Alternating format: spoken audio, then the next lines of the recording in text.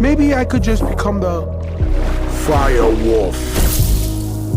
Boogle? There was never Boogle. There was only ever me. The friend who had always been by our side, the one we trusted the most, the one we were closest to, was actually the most evil, most brutal firewolf from the legend of Firewolf Valley. Only at that moment did we finally understand everything from the very beginning had been a carefully planned scam. Back then, the Joe used magic pods to seal the firewolf inside a cuckoo fish. And after countless years of waiting, the firewolf finally found his chance. He found us, Ivy and me, two naive and foolish souls who trusted the so-called friend without hesitation, and even helped him break the seal with our own hands, setting him free once again. Ivy and I froze on the spot, our bodies going cold, unable to believe what we were seeing. My most trusted friend was actually the real mastermind behind it all. In that moment, all hope completely shattered, and every belief in my heart collapsed in an instant. I hated his betrayal, and I hated even more the disaster the firewolf had brought to the entire forest. But why? You ruined everything. There was so much peace here. There was peace here, and you destroyed it. You caused so much pain. What about my pain? I was the runt of my litter, so my pack tossed me aside to die. And none of the other creatures wanted me around. So I promised myself that one day I would burn the valley down, and those who survived would bow down to me. Just then, Ivy suddenly rushed toward the magic pods. She wanted to transform into a stronger creature to fight the firewolf. But the firewolf bit her down instantly and violently flung her away. Then the firewolf burned down all the remaining pods. It's time the valley was ruled by fear again.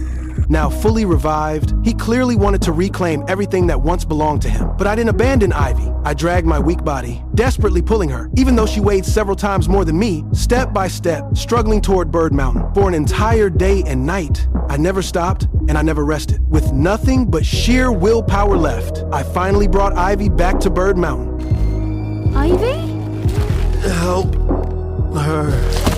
When we woke up the next day, both of us were safe and unharmed. We held each other tightly and finally understood one truth. True friendship never changes because of different species. Even if we were once natural enemies, we could still warm each other's hearts. But right then, ashes suddenly began falling from the sky. After regaining his freedom, the firewolf had fully revealed his cruel and evil nature. He burned down the entire valley. Now the forest was engulfed in flames and screams echoed everywhere. All living beings were facing total destruction, and Ivy finally managed to convince her entire tribe. Everyone decided to set out together to rescue the animals trapped in the sea of fire and send them across the river to Spruce Mouse Island, because that place had become the only safe refuge left. But how to cross the river became the biggest problem. Before we could figure anything out, the Red Leaf Wolves also arrived at the riverbank.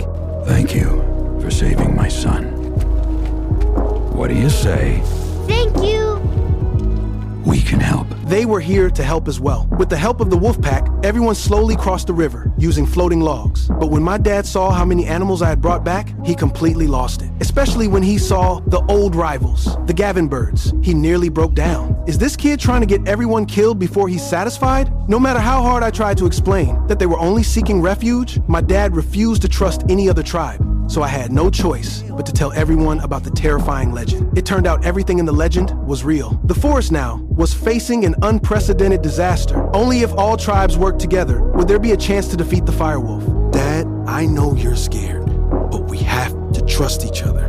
After hearing this, my dad finally believed me and finally accepted the other tribes. But right then, the evil firewolf had already jumped onto the floating logs, not planning to spare a single life. Suddenly, I remembered that the firewolf had once been sealed by the Joe. So I returned to the tree hollow where I had transformed before and kept calling out the Joe's name. I asked him if he could grow another magic pod again. Unexpectedly, a miracle really happened. The dead Zoe actually responded to my wish. Zoe.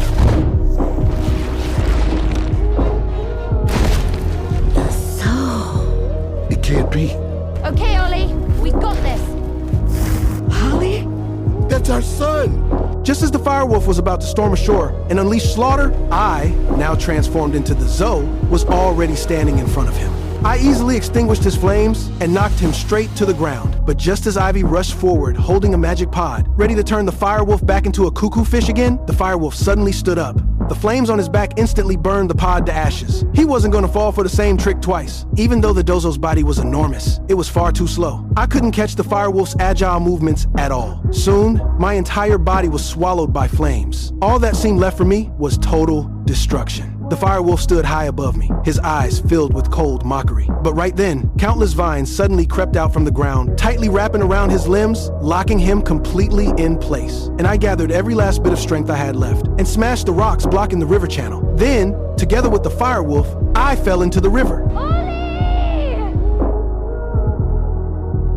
The water flowed back into the forest, and I finally saved the entire valley. I protected my home and safeguarded all living beings. But after that, my figure completely disappeared. The valley returned to peace, becoming beautiful and full of life once again. The Pruss Mouse tribe and the Gavin birds, once eternal enemies, finally let go of all prejudice and misunderstanding. They shook hands and chose to live in unity. Together, they protected this hard-won home until one day, the Zo appeared in the valley again, and Ivy suddenly noticed something. On the back of the largest Dizo, there was a figure she knew all too well. That person was Miali. Ollie! Oh, Ollie! You're alive! Ah! I thought you were gone forever! Where have you... How did you... The Zo, they found me. You know, they have these things called magic pods.